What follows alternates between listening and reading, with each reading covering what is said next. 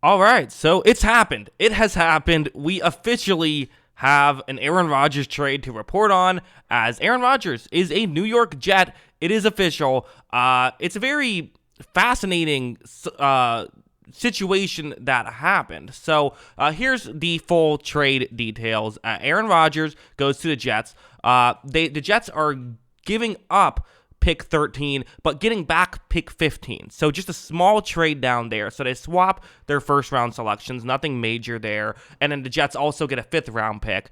And so then what the Packers get, as well as that, is they get a sixth round pick. So you can kind of, at this point, the picks have almost evened out with a slight edge towards towards the Packers in this scenario. But they also get a conditional 2024 second round pick. The condition is if Aaron Rodgers plays 65% of the plays, then it becomes a first round pick. So it really feels like that's just about it. Rodgers went for basically a first round pick here in this scenario, and that's it, which feels like a massive win for the New York Jets. Again, a little bit more than a first round pick, but you could argue the conditional situation of if Rodgers does get injured or decides, screw it, I want to retire, it's not even a first round pick. Maybe makes it kind of right around what a first round pick would be, which is just, I guess here's why the value was maybe lower than you would think for a star quarterback who is only a year removed from winning back-to-back MVPs.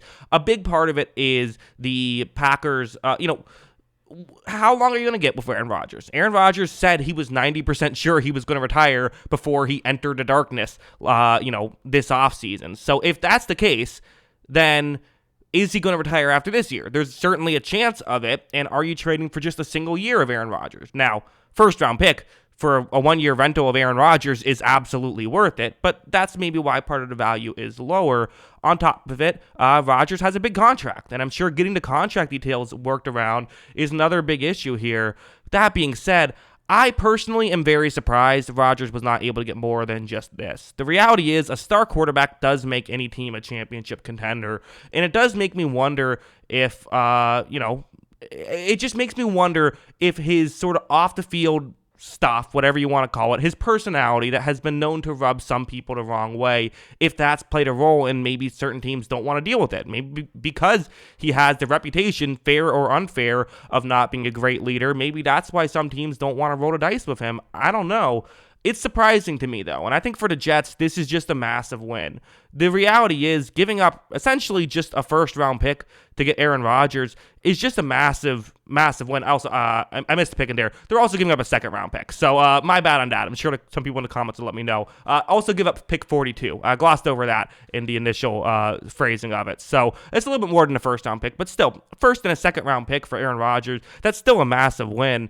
Even if it's just 1 year. Even if it's just 1 year, the Jets are championship contenders this year. They are. They weren't without this trade. If they suck off even Derek Carr, I don't know if they're championship contenders. With this, they're championship contenders. Now, again, how much of contenders are you, right? I mean, you think about who you have to deal with just in your conference, just in your division.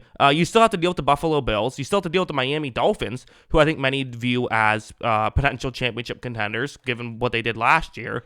You got to deal with Cincinnati. You got to deal with Kansas City, and even Jacksonville maybe could take that next step. Maybe Baltimore or the Chargers could take that next step. So you got a loaded AFC. And for a team that finished 7-10, calling them championship contenders might seem a bit dramatic, but the reality is they are championship contenders. I mean, they have a really good roster. They had just god-awful quarterback play last year. I mean, it's saying something when, like, Joe Flacco was, one of the bright spots of your quarterback play during a season. And Joe Flacco in the year 2022 was that, not in 2006, like 2012. I don't think he played in 2006. But you know what I'm saying? This is definitely something that is very fascinating. Also, it's been reported by Ian Rappaport, the Jets will now convert Rodgers' contract for cap purposes. So they have Aaron Rodgers' full contract. I think that's a big part of it, is that they are getting his, or at least a good chunk of the cap. I don't think they've seen official details on all of it just yet.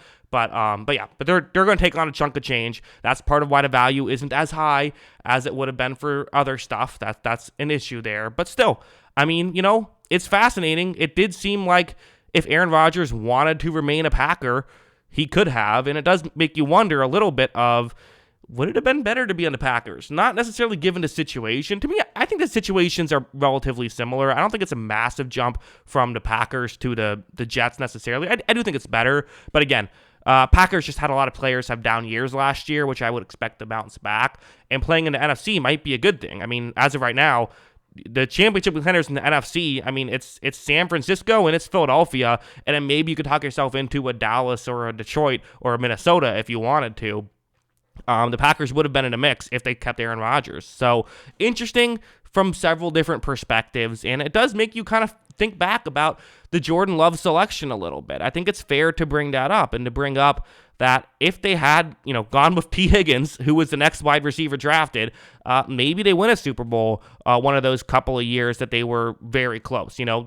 Conference championship against Tampa Bay. I do think they beat Tampa Bay if they have another number 2 option, whether that was Higgins or they also refused to trade for Will Fuller, who would have been available for that game, so maybe he could have been a help. I think that the Packers probably do win that game. Now, do they beat Kansas City? Who knows? Yes, Kansas City was hobbled, but maybe they don't have the guys who can take advantage of it the way Tampa Bay did. I don't know, but or maybe they did. Who knows? But, again, also lost to San Francisco. Big issue there was the lack of a number 2 option. Now, not only did you kind of waste the first-round pick on a player who didn't play in those years, but it kind of ran Aaron Rodgers out of town a little bit. You would have had more years of Aaron Rodgers. So the pressure is on Jordan Love, basically, essentially. Jordan Love has to be a star, or this is a disastrous trade or disastrous draft pick of that Jordan Love situation. But if Jordan Love is very good, then maybe it's not quite the disaster. So just an interesting situation all around. But yeah, the New York Jets,